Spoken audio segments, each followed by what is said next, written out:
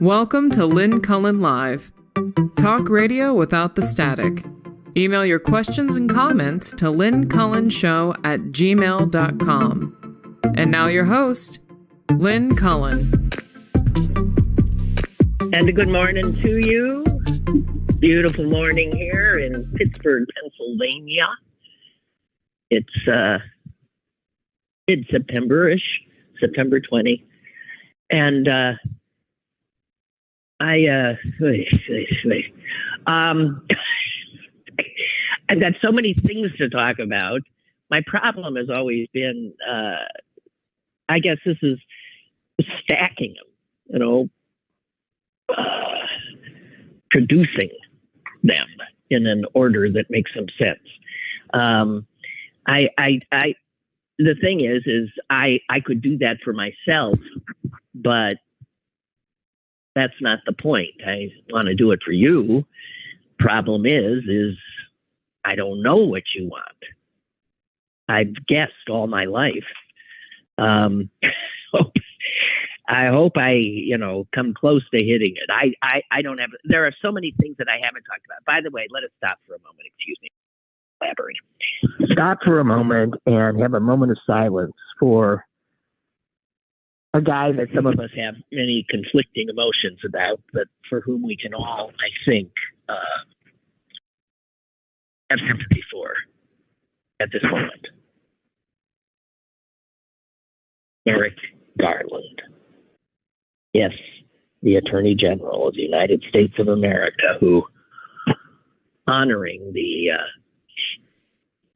fact that we have a government divided into three supposedly equal branches, is appearing before a House committee chaired by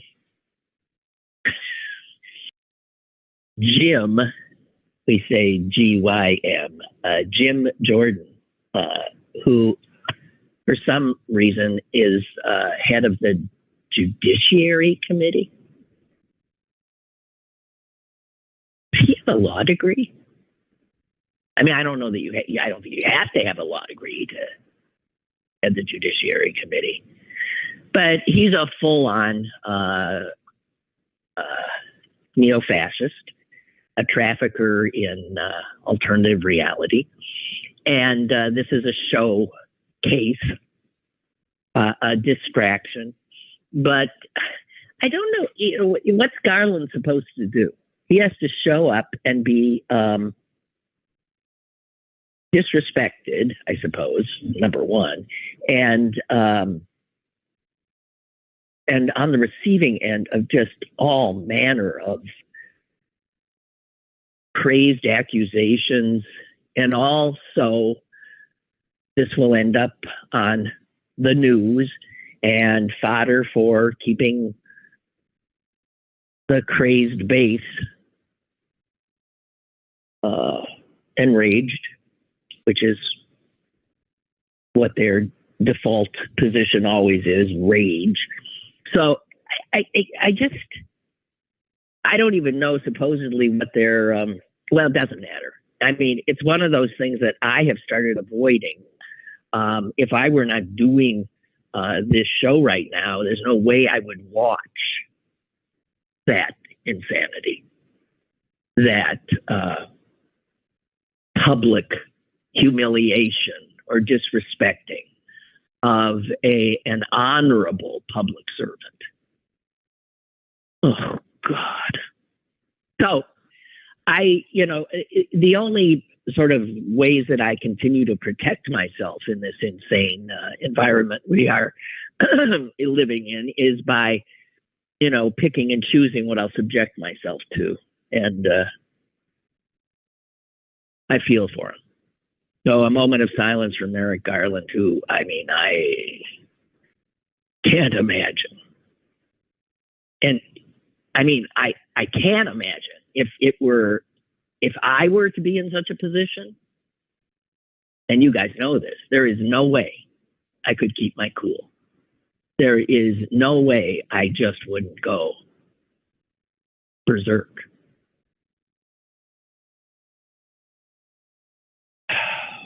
So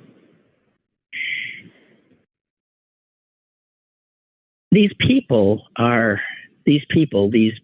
would undo our democracy are just indefatigable. They don't stop. They just keep on coming. Give them an inch, they'll take a mile. Give them a mile, they'll want a. You know what I want to say? No, I'm not going to. After give them a mile, I'm sorry. Okay, I'm going to stop. I'm going to stop, and head into something that I can actually. Hey, Democrats held on to their one-seat advantage in the state house. This is good news. We do keep winning elections. Must be rigged. And my congratulations to Lindsay Powell, who is the new representative, and thank God.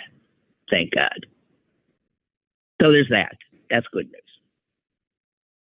Oh, here's other good news. The son of a bitch, what's his name? Hardy Lloyd, the one who sent me that email that so troubled me that I think I read to you right after I'd received it, in which he was clearly threatening the jurors in the Bowers trial, the Tree of Life massacre. And I was freaked by it. And I contacted the FBI.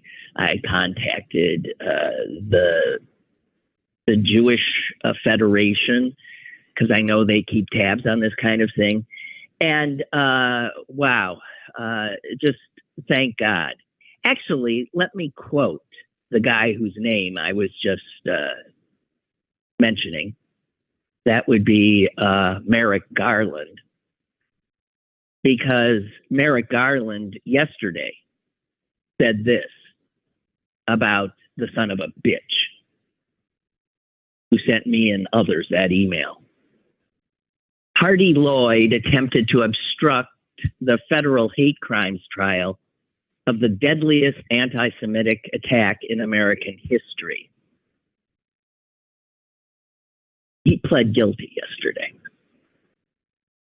Garland says his guilty plea underscores that anyone who attempts to obstruct a federal trial by threatening or intimidating jurors or witnesses will be met with the full force of this Justice Department. So he said, yeah, I did it. Yeah, I did it because they were Jews. He faced a ton of time in prison. He won't get it. You won't get enough, if you ask me. This is a guy who should never be let out. He's been in prison many times. Every time he gets out, it just starts right back where he last ended. So this is a person who is a clear danger to the public and needs to be kept behind bars for the rest of his life. But he pled guilty, entered into a plea agreement, and even though the judge is not bound by the agreement, the odds are that judges typically honor these kinds of deals made between the defense and the prosecution. And the plea agreement gives him a 78-month sentence, which, as I said, ain't enough for me. Because he'll be right back out and doing what... here's a guy who murdered his girlfriend and somehow got off, and then proceeded to terrorize her family.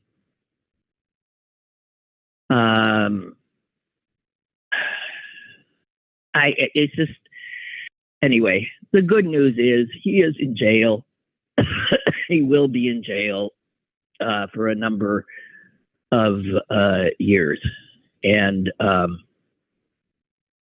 it was, this is because of that email that he sent to me and to others. And the charges were the attempt to intimidate jurors, which is an obstruction charge. And I don't know. It just seems to me he should have gotten more. But there you have it. At least that's one thing I can sort of check off my list of things that, to worry about. Don't have to worry about that jerk for a while. Okay, so my God, the thing that got us all in such a twist yesterday, talking about proper attire on the Senate floor and the fact that Schumer has lifted the dress business dress code for members of the U.S. Senate, and it is one of those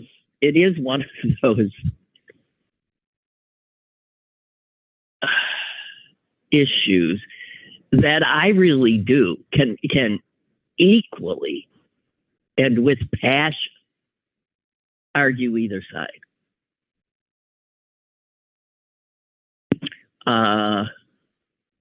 I know that what you're wearing shouldn't matter, but I also do have this sense that we are losing any sense that there should be a standard of some kind of decorum. The very idea of decorum will be so quaint, will be something that won't even be comprehensible in another generation. The idea that, that what you want as an individual is not as important as something greater. Because I think we're living in a time in which we really have incorrectly assumed that the individual liberties that were given to citizens of this country mean that we can do anything we damn well please. That's what individual freedom means. And that is such a crass, shallow interpretation of what the founding fathers were talking about. But that's where we are now. Anyway, the Washington Post editorial board came out against it. Oh, yeah. And they do the argument that I and my sister probably essentially said yesterday. Although we could, again, argue both.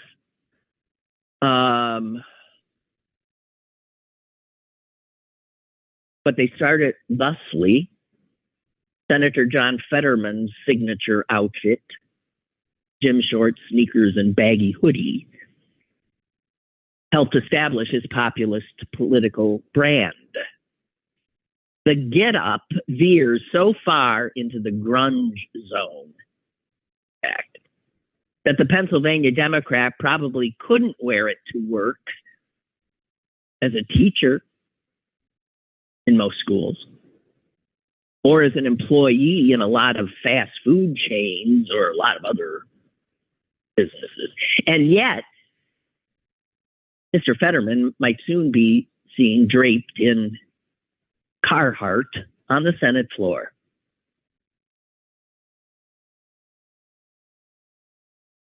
And then they do the argument that Susan was proffering yesterday, and which I, in my heart, agree with.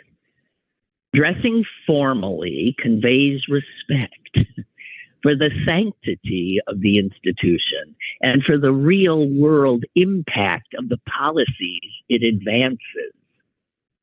Putting on a suit creates an occasion. So this gets a little silly for lawmakers to reflect just for a moment on the special responsibilities with which the people have entrusted them. See, this is the part where it goes wrong, because if that were true, we wouldn't have the Senate we have. Putting on a frigging suit has not made the Senate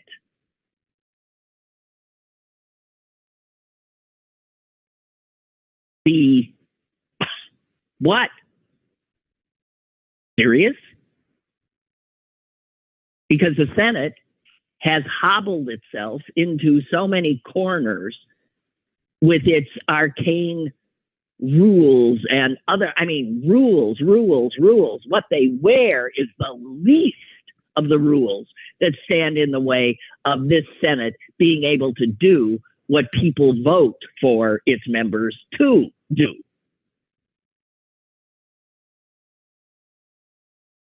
It's an ossified body of men, mostly in suits. How'd that work is all I'm saying. Well, there's the other side, part of the other side. You think Senator Ted Cruz getting in his suit at the beginning of the day actually finds that an occasion to reflect just for a moment on the special responsibilities he bears to the people who have entrusted him with this important position? Bullshit. It's what he does. Men get up and they put on their uniform. It's a uniform that has been the uniform for a long time. It doesn't create any need for reflection.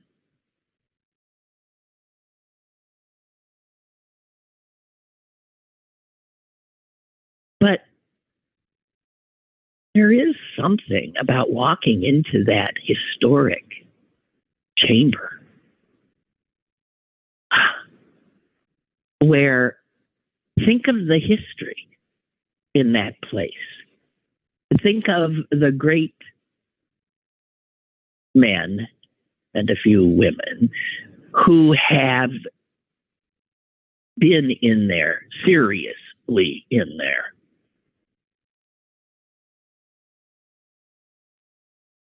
I mean, this is the place where the most consequential debates on war and peace, on freedom and slavery, on civil rights, all of these things. This is the place where it happened.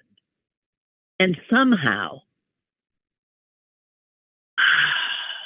walking in like Fetterman is dressed just does make my skin crawl. It does. And it does for this editorial board as well. So I just want to say, they also pointed something out that is true, and we all know it now. Just when you think, when you start taking these guidelines, these barriers, these structures all out, when you stop having rules, and the Trumpians have really just run roughshod over most of our conventions, and you see where that goes. It doesn't go anywhere good. You end up with a howling crowd of individuals.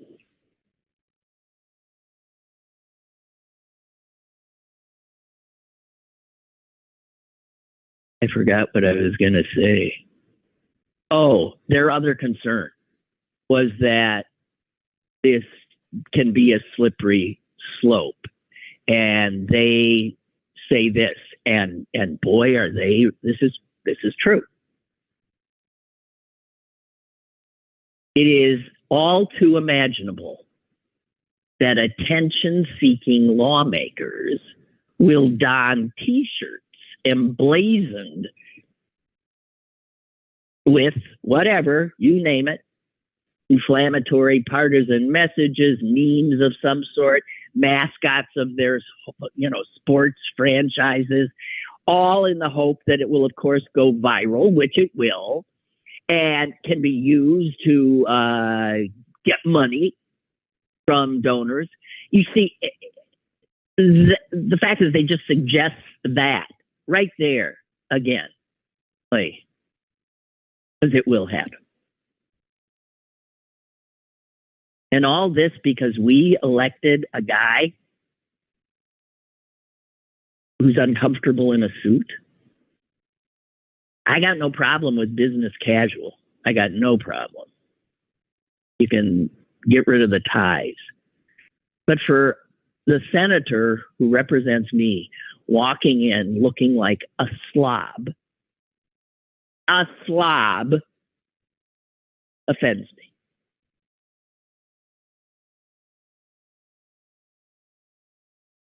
I don't know. And I agree. It seems like all potatoes. But I'm saying this won't end up in a good place. There's no way. It's just one more breached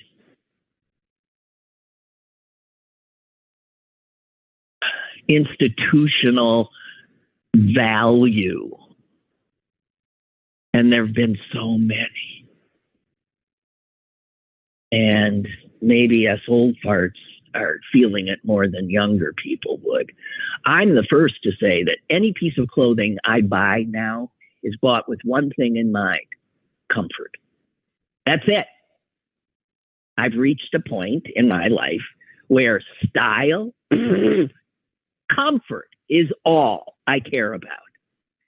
And so I'm sympathetic to people wanting to be comfortable in their clothing, which is why I say get rid of the ties. Those look horrible.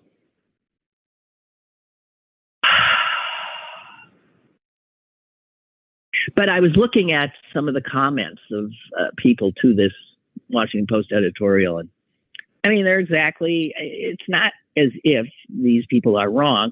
Somebody noted, it's interesting that practically the entire leadership of the Washington Post editorial board is comprised of people in their 60s who are white and primarily male. And then someone else put this in, which is, again, true. Fetterman in a $10 hoodie or Josh Insurrectionist Howley in a $2,000 suit. Tough choice? No. But there you have it. This will continue. I guess all Republican senators signed a letter to Schumer saying they were outraged.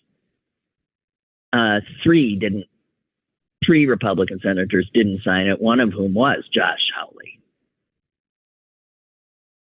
But, I'm looking at a picture of Fetterman in his shorts and his hoodie walking down. And I'm sorry, there's a part of me that was brought up that you don't disrespect the place and its meaning by dressing in such a slovenly manner. You just don't.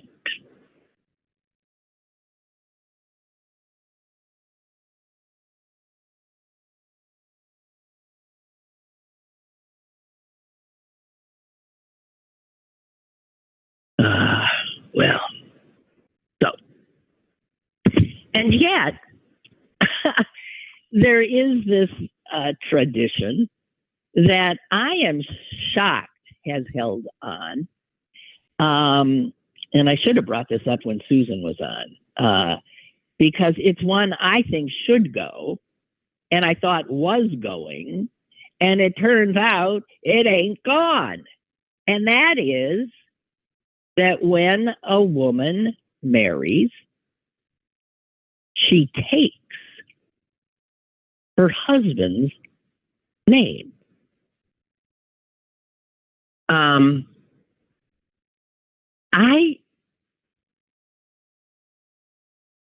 I was married in 1972, and that's when I got the name Cullen. My name had been Miller. And I had it didn't even occur to me, not to do that. It didn't, amazingly. But I have to tell you, the first time I had to write that name, sign something, Lynn Cullen, I didn't know who the hell she was. I was Lynn Miller. I'd always been Lynn Miller. I'd been Lynn Miller for decades of my life. And there was something so astonishingly cruel, it seemed to me, that I was to give away my own identity and take on this identity of my husband. It's the same thing, in a traditional marriage, a wedding ceremony, the father of the bride gives her away like she's a piece of property, gives her away to the other guy who will take away her name and replace it by his own. I mean, if this ain't the essence of patriarchy, you tell me what is. And what's amazing to me is that right after I married and took my husband's name, a lot of women started saying, no. And they had to be gutsy because in-laws went nuts, parents went nuts, the registrars, notary, the people who do the documents went nuts. You had to really, but I thought that would, without a doubt, take off. That women would say, this is such a vestige of such a ludicrous past of a woman being chattel, of a woman being a father's property and handed over.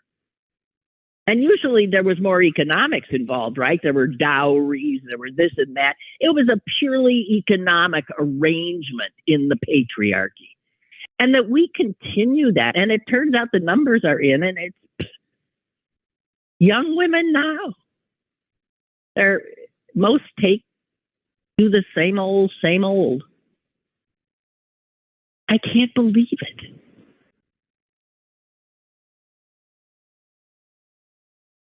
I mean, obviously I grew into that name. And even when I divorced, I kept the name because by then Lynn Cullen had become me. And it also was confusing for me because Lynn Cullen was a brand, was a media figure, and that was the name. So it was my professional name. Now, technically, I could have had my legal name back to its original, but by then it didn't seem to matter much. My son, he does not have my former husband's name because that would make no sense, right? None. These names are important.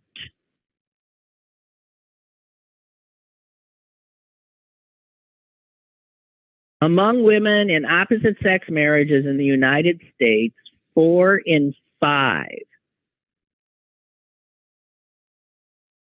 This is recently. I don't have the exact date here. I'm sorry. Change their names. 4 out of 5 women entering into a heterosexual marriage agreed to lose the name of the person they had been up to that point, which, as I said, I felt like something precious had been taken from me. I didn't realize until it happened. The idea of hyphenating last names, I knew that wasn't going to work because if 2 hyphenated people get married, then what do you end up with? 4 hyphenated last names, and then of those, I could see where that was not going to be able to work, or making up a totally new name or whatever.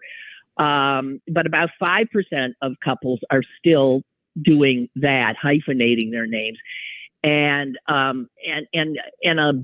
tiny number of them just threw out both names and created a new last name, which is really radical.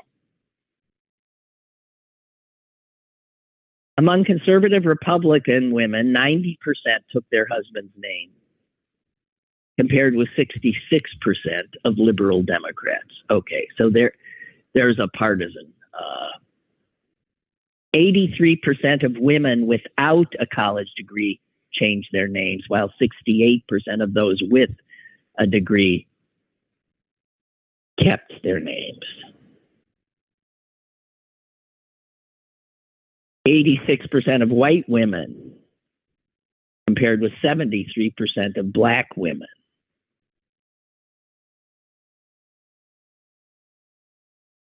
Did not take the spouses. No, it's the opposite. Anyway, I just find that extraordinary. That was one of those things when all of those sexist and patriarchal traditions were first being challenged, that I thought for sure. And it's why I should have brought it up with my sister, is she was married about 2 years after I was, 2 or 3, maybe. And I was stunned when she took her husband's last name, just stunned. I remember arguing it with her. And I mean, it was a funny name. Her last name is Nutzel. Nuetzel. Nutzel, it's pronounced. I mean, who'd take that? He did. It would have been good to have brought this up with her. That was my mistake. Anyway, that's a tradition that remains strong, obviously. And Hey, by the way, and I happened to just see this factoid that harkens back to the previous subject we were talking about, and that is the dress codes and what men wear to work. And according to a recent Gallup poll, this is shocking. Just 3% of all U.S. workers wear business professional attire to work. Whoa! So less than 3%, or just 3%. 32% wear business casual. 33% wear casual. Wow. And 31% wear uniforms.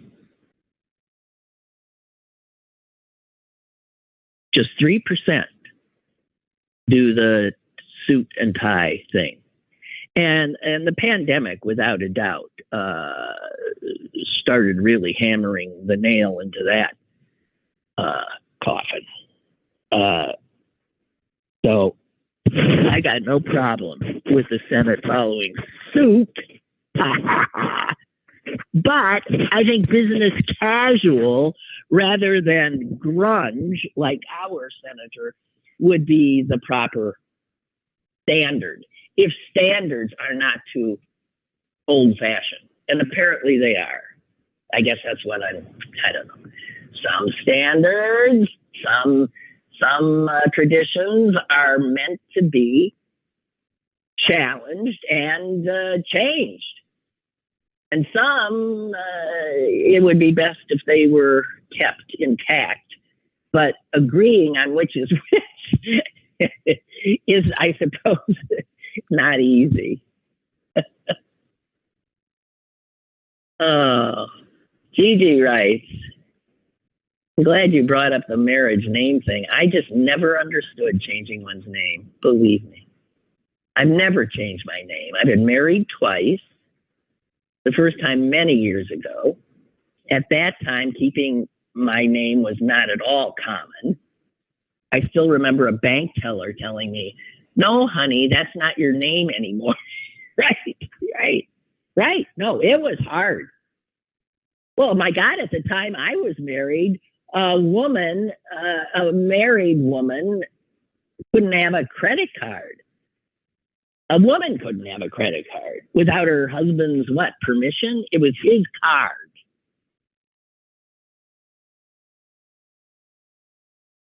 Gigi writes, when I protested that, of course I knew my own name. She told me it wasn't legal to keep my name once I married. She was wrong. The second time around, my future partner knew me well enough that he knew I wasn't going to change my name, and he's still happy that I did not. People tried to tell us it would be complicated when we had children, but our son has both our last names, and he's very proud of that. I also have always used the title Ms. Yeah, some people are perturbed by my choices, but that's on them. I was at a wedding a few years ago, and interestingly, every woman seated at her table had kept her name upon marrying. Power to the sisterhood. Well, that's great. But you know what? Turns out most women today don't agree. Incredible.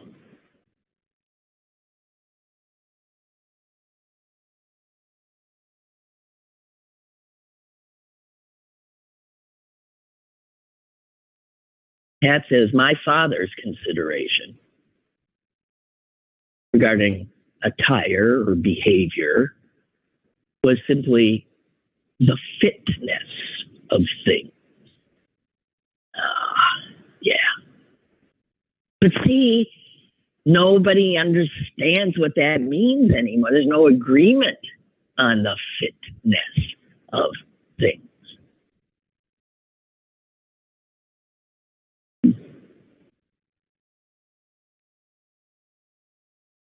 I found something out today reading something. Where did I read this?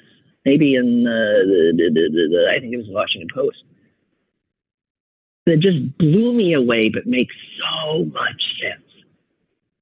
Turns out, maybe you know this already, that the very companies that killed so many Americans while getting extraordinarily rich themselves were really good at it in that they could change the product they were manufacturing and still end up killing Americans, maybe a little more slowly. I am talking about big tobacco companies who for years made unbelievable amounts of money addicting people to their product knowingly, and also, knowing that they were killing these people, many of them. The whole business model was to make their product addictive and then to deny that that was the business model. Of course, they were eventually found out. But what I didn't know is that in the 80s, and this is when they're still making their cigarettes, but things are starting to get a little more complicated. Philip Morris and R.J. Reynolds, two of the biggies, tobacco, acquired the biggest food companies. I did not know that.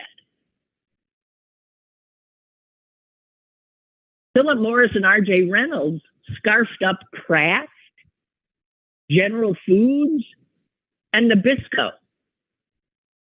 And you know what they did? It's been found out. They brought the business model and they figured out, how do we make this product?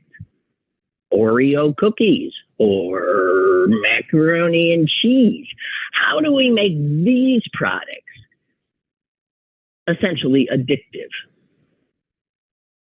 Well, you create what is called hyper palatable food, which means you throw in a lot of fat, a lot of sodium, and a lot of sugar and other additives that you know make people crave more. And if anybody knew how to do this, it was those guys. It worked. And even though the tobacco companies ended up selling off the food companies they acquired, the food industry took notice of what they had done. And so the food companies hung on to this. You make the stuff hyper palatable.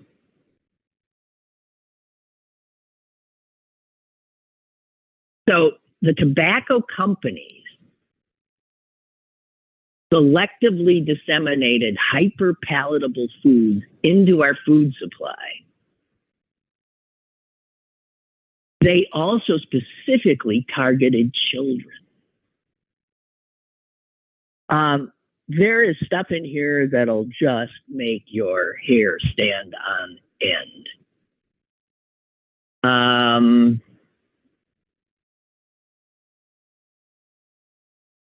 Tobacco-owned foods were, when compared to similar products that weren't owned by the tobacco companies, were 80% more likely to contain potent combinations of carbs and sodium and fats.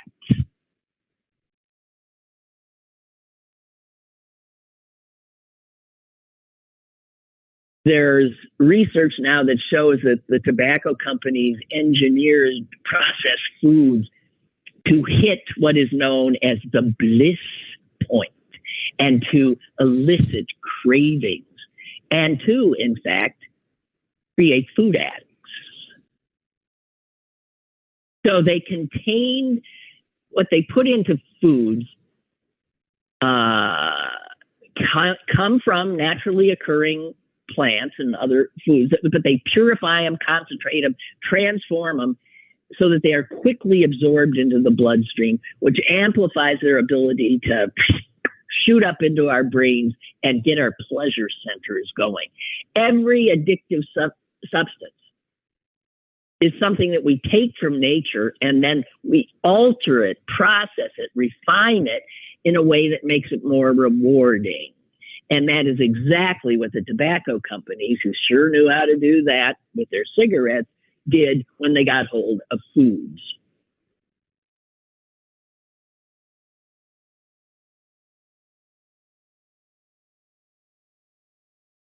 Now, the tobacco companies got into the foods to diversify their portfolios because they saw the writing on the wall that tobacco was potentially in trouble. And they had all this research into color, flavor, and additives, all of which had been developed for cigarettes. And they realized we can just translate this into foods.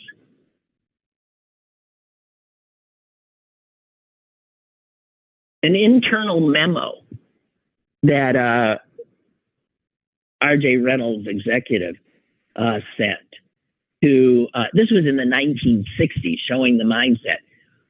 He wanted people to know that R.J. Reynolds was not merely a tobacco company.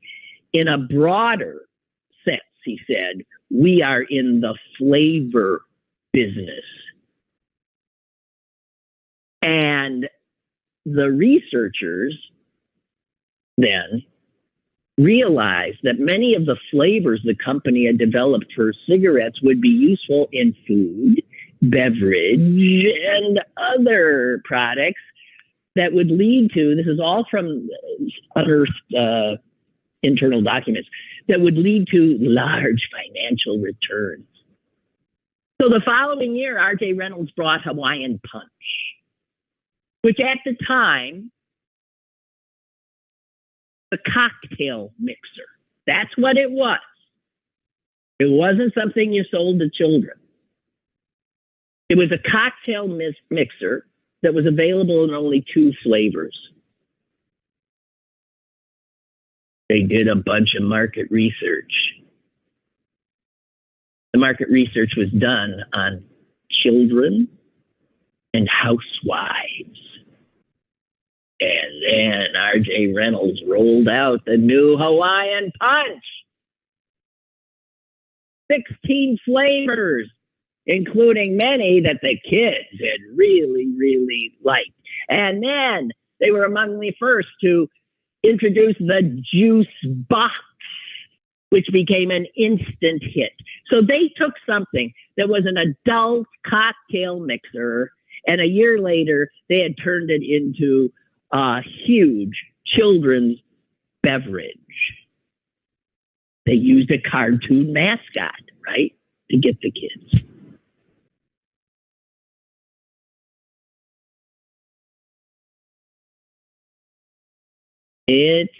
This article is mind-blowing.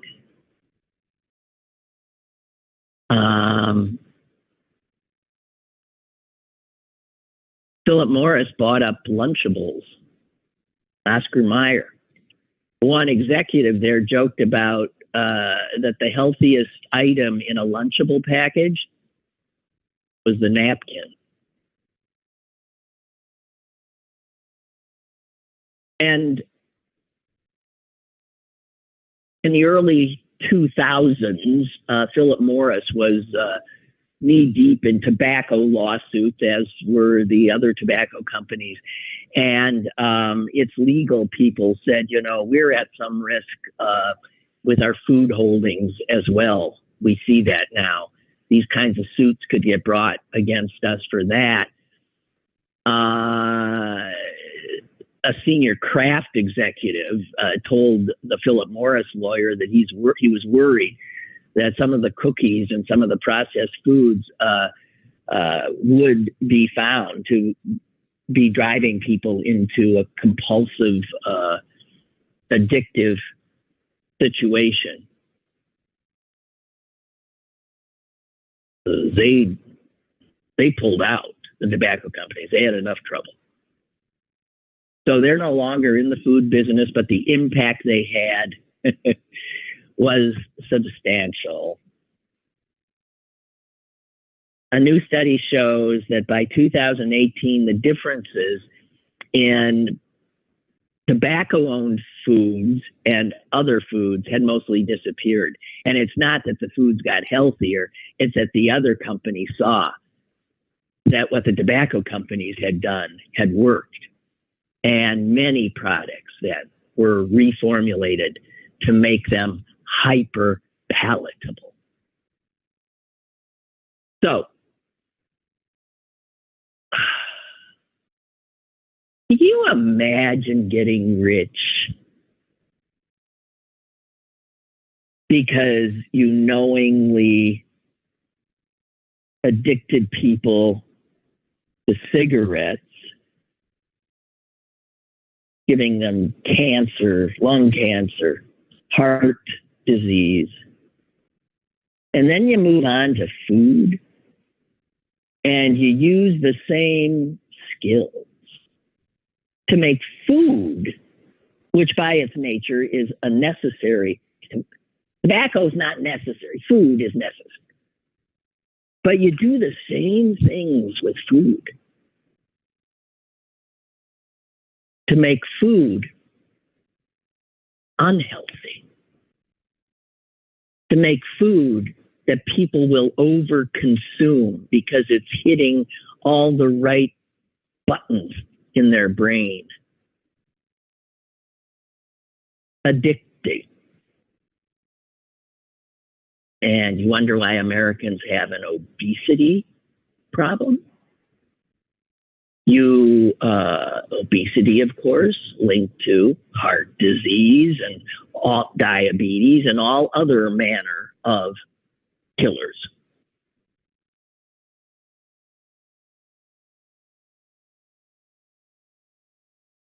Capitalism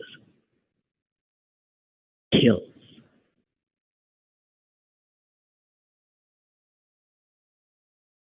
Unbelievable.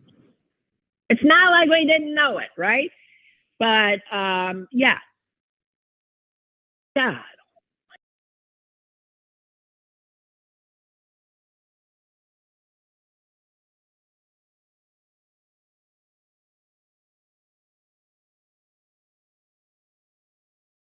Something nicer. Dementia cafes. This is such a sweet story. This is a story about some restaurant in Tokyo that once a month hires elderly people with dementia and they let them be servers.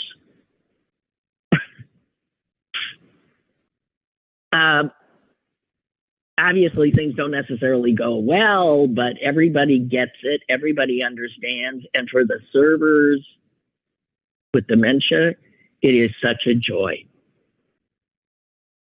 The restaurant is really a cafe, a very small little cafe. The owner had a parent who had dementia. And he had this idea.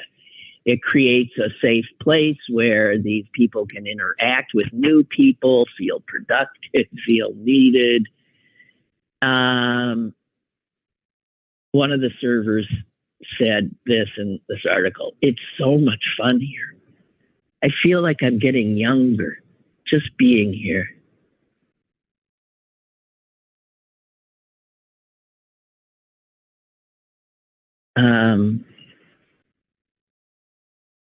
It's so sweet. So when they come on, I mean,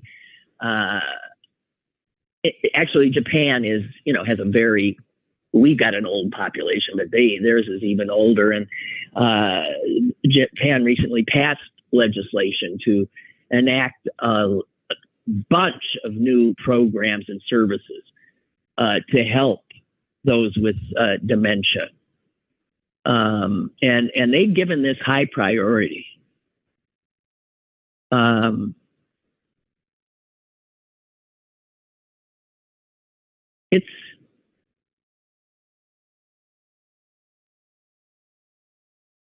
They talk about one of the reporter who was doing a story was there when one of the waiters for the day was heading to a table with an order, but became distracted when a construction crew outside made a loud noise, and he proceeded to the door, left the cafe, and moved toward the sound. And the staff had to rush and bring him back. And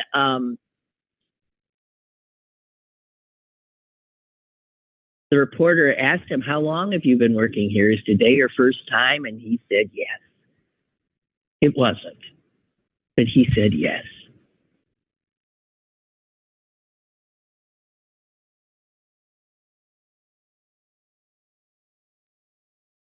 I think this is such a humane, wonderful thing. One dementia patient works as a server per hour. There's a chair set aside for them near the kitchen so they can rest in between orders. And younger volunteers help them as they mark customers' orders on the order forms. Table numbers were difficult for them to remember, so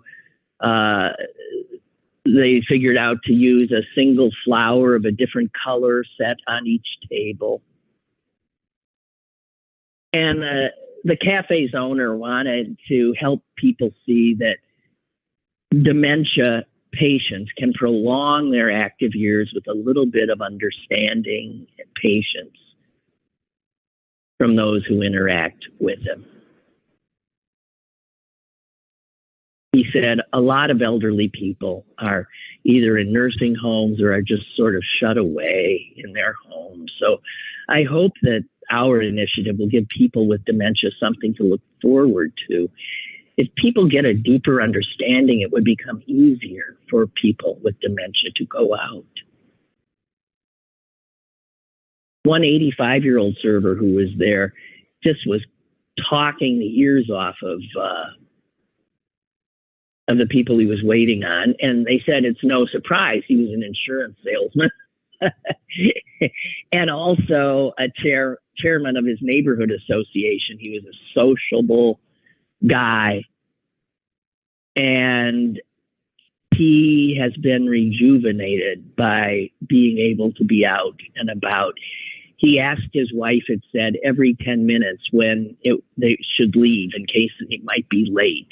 He kept forgetting the departure time, but his enthusiasm was uninterrupted. As he arrived, he greeted the young staff members. He's always so excited about coming here. And he says that once a month is not enough. Well, that's just such a lovely story. No, and once a month wouldn't be enough, but it's better than most have. Wonderful. Okay, my God, I've got other stuff here and I didn't get to it, and that always happens, and that's because I'm disorganized. I'm woefully disorganized. I do want to apologize for my profanity yesterday. I was really in a state, and it was not professional, and it was uncalled for. And it's not like I got nobody said that to me. I felt that way afterwards, that I was a little out of control, which happens, doesn't it? So there's that. If there was something, I swear there was something else I wanted to bring up with you guys, and I've totally lost track. So I think we're going to end in the same fumbling manner in which we began, which adds a certain kind of, synchronicity to the whole operation. Anyway, thank you. And what a gorgeous day, my God. And I'll be back tomorrow, as far as I know. You have a good one.